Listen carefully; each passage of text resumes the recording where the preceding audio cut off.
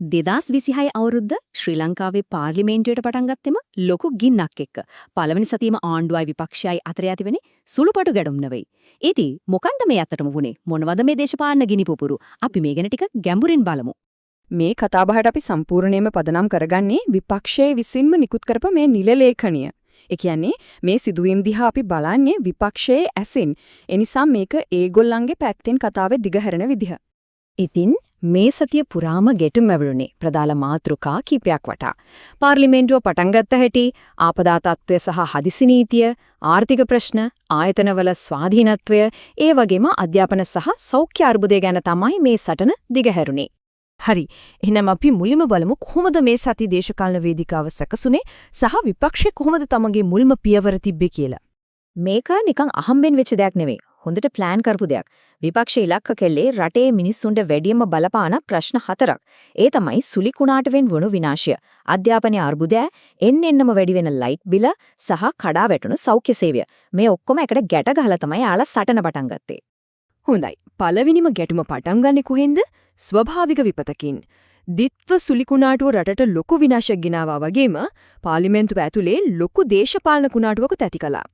ඉතින් මොකක්ද මේ හදිසි නීති බලතල කියන්නේ? සරලවම කිව්වොත් මේකෙන් හමුදාවටයි පොලිසියටයි වැරන්ටුවක් නැතුව ඕනම තැනකට රින්ගන්න, සෝදිශි කරන්න, ඕන කෙනෙක්ව අල්ලගෙන යන්න අසීමිත බලයක් ලැබෙනවා. ඔන්න ඕක තමයි ලොකුම විවාදයට මුලපිරුවේ.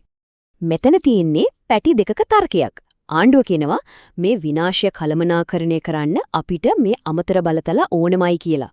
ඒත් විපක්ෂය කියන්නේ නෑ දැනට තියෙන නීති ඇති මේක බලය අයුතු විදිහට පාවිච්චි කිරීමක් කියලයි. විපක්ෂය අහන ප්‍රධානම ප්‍රශ්නේ මේකයි. ආපදාවයි මිනිසුන්ට කතා කරන්න තියෙන අයිතියයි අතර තියෙන සම්බන්ධය මොකක්ද කියන එක. ඒ කියන්නේ ඒගොල්ලන්ගේ තර්කය හරිම පැහැදිලි. ආණ්ඩුව ඉල්ලන මේ අරුත් බලතල ආපදා සහනවලට කොහෙත්ම අදාළ නෑ කියන එක. සුලිකුණාටුවක් නවත්තන්න මිනිසුන්ගේ කටවල් වහන්න ඕනේද කියලා යාලා කෙලින්ම අහන්නේ. හරි. හදිසි නීතියෙන් පස්සේ පාර්ලිමේන්තුව ගිනිගත්තේ හැමෝගෙම සාක්කුවට දැනෙන මාතෘකාවක් ගැන කතා කරද්දී. ආර්ථිකය. විපක්ෂය කෙලින්ම ඉලක්ක කරේ මිනිසුන්ගේ දෛනික ජීවිතයට බලපාන කරුණු කීපයක්. මේ ආර්ථික විවාදයේ කේන්ද්‍රය වුණේ එකම එක අංගයක් 11.5.7යි 11.5.7 මේ තමයි විදුලි බිල වැඩි කරන්න ආණ්ඩුව යෝජනා කරපු ගාන. විපක්ෂ නායකයා පාර්ලිමේන්තුවේ තියෙන විශේෂ ක්‍රමවේදයක් පාවිච්චි කරලා මේ ගැන කෙලින්ම ආණ්ඩුවෙන් ප්‍රශ්න කළා. විදුලි බිල විතරක් නෙවෙයි ඊට අමතරව තව චෝදනා ගොඩක් එල්ල වුණා.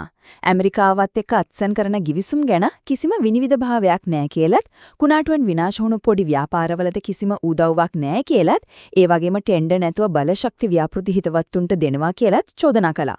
මේ හැම චෝදනාවකින්ම විපක්ෂ උත්සාහ කළේ ආණ්ඩුවේ ක්‍රියාකලාපය ගැන ලොකු ප්‍රශ්නාර්ථයක් මතු කරන්න. ඊළඟට අපි යන්නේ ආයතන සහ නීතියේ ආධිපත්‍ය ගැන ඇතිවුණු ගැටුමට. මෙතනදී තමයි විපක්ෂයේ කෙලින්ම හැප්පුණේ ආණ්ඩුවත් එක්ක විතරක් නෙවෙයි පාර්ලිමේන්තුවේ ක්‍රියාපොඩි පාටියත් එක්කම. මේ ගැටුම එක රැයකින් ඇති වුණු දෙයක් නෙමෙයි. මේක ටික කාලෙක ඉඳන් ඇවිලමින් තිබුණ දෙයක්. බලන්න දෙසැම්බර් මාසෙම රටේ විගණකාධිපති තනතුර හිස්සෙනවා. ඊට පස්සේ විපක්ෂය අධිකරණ පත්කිරීම ගැන හොයන්න විශේෂ කමිටුවක් ඉල්ලනවා. ඒත් ජනවාරි 9 වෙනිදා කතානායක ඒක සම්පූර්ණයෙන්ම ප්‍රතික්ෂේප කරනවා. මේක තමයි මේ සිදුවීම් මාලාවේ උච්චතම අවස්ථාව. ඉතින් විගණකාධිපති කෙනෙක් නැති එකේ ඇත්ත ප්‍රශ්නේ මොකන්ද?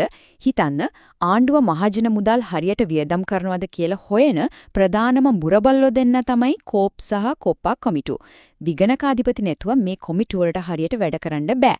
ඒ කියන්නේ ආණ්ඩුව වියදම් ගැන හොයලා බලන්න කවුරුත් නැති වෙනවා කියන එකයි විපක්ෂය කියන්නේ. අද දිනේ ඉතිහාසයේ අඳුරතම දිනයක්. කතානායකගේ තීරණය ගැන විපක්ෂ මන්ත්‍රීවරයෙක් කිව්වේ එහෙමයි. ඒ වචන වලින්ම පේනවා ඒගොල්ලෝ මේක කොච්චර බරපතල විදියට දැක්කද කියලා. ඔවුන්ට අනුව මේක පාර්ලිමේන්තුවේ බලය කප්පාදු කිරීමක්. දැන් අපි එන්නේ මේ සතියේ විපක්ෂය ගත්ත ලොකුම තීරණාත්මකම පියවරට. ඒ තමයි අධ්‍යාපන අමාත්‍යවරයාව ගෙදර යවන්න විශ්වාසභංග යෝජනාව ගෙන්න සැලසුම් කිරීම. ආණ්ඩුවේ ඇමති කෙනෙක්ට විරුද්ධව විශ්වාසභංගයක් ගියනවා කියන්නේ ලොකු දෙයක්. ඉතින් ඇයි විපක්ෂය මේ තරම් දුර ගියේ? මොනවද ඒකට හේතු? විපක්ෂ ප්‍රධාන චෝදනා කිහිපයක් මෙල්ල කරනවා. පළවෙනි කාරණය තමයි අලුත් පොත්වල තියෙන බරපතල වැරදි සහ ආචාර ධාර්මික ගැටලු. දෙවෙනි කාරණය මේ පොත් මුද්‍රණය කරද්දී රාජ්‍ය මුදල් අවව්‍යාහමිත කළා කියන චෝදනාව. ඒ වගේම මේ ගැන පාර්ලිමේන්තුවේදී අහපු ප්‍රශ්නවලට ඇමතිවරයා උත්තර දුන්නෙත් නෑ කියලා උන් කියන්නේ. අධ්‍යාපනය වගේම සෞඛ්‍ය ශාස්ත්‍රීය ප්‍රශ්න ගැනත් පාර්ලිමේන්තුවේදී කතාබහට ලක් වුණා. විශේෂයෙන්ම රටට ගෙන බෙහෙත්වල ප්‍රමිතිය බලන්න නිසි විද්‍යාගාරයක් නැති එක ගැනත් රෝහල්වල තියෙන උපකරණ හිඟය ගැනත් විපක්ෂ ආණ්ඩුවෙන් ප්‍රශ්න කළා. ඉතින් මේ හැම ගැටුමක්ම හැම ප්‍රශ්න කිරීමක්ම එකට එකතු කළාම අපිට පේන චිත්‍රය මොකද්ද? විපක්ෂයේ සැබෑ සැලැස්ම කියන්නේ ව්‍යුහය මොකක්ද? විපක්ෂයේ ව්‍යුහය හරිම පැහැදිලි. ඔවුන් එකවර පෙරමුණු 4කින් පහර දුන්නා. එකක් ආණ්ඩුවේ ඕනවට වඩා බලය පාවිච්චි කරන එකට අභියෝග කළා. 2 ජනතාවගේ ආර්ථික ප්‍රශ්න ඉස්මතු කළා. 3 ස්වාධීන ආයතන ආරක්ෂා කරන්න සටන් කළා. 4 ඇමතිවරුන්ගේ අකාර්යක්ෂමතාවය ඉලක්ක කරලා පහර දුන්නා. මේක තමයි ඔවුන්ගේ සතියේ සැලැස්ම. ඉතින් අවසාන ප්‍රශ්නය මේකයි.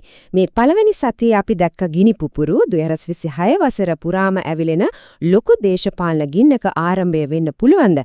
මේ ගැටුම්කාරී ආරම්භය ඉදිරි වසරේ ශ්‍රී ලංකාවේ දේශපාලන ගමන් මඟ තීරණය කරන සාධකය වේවිද?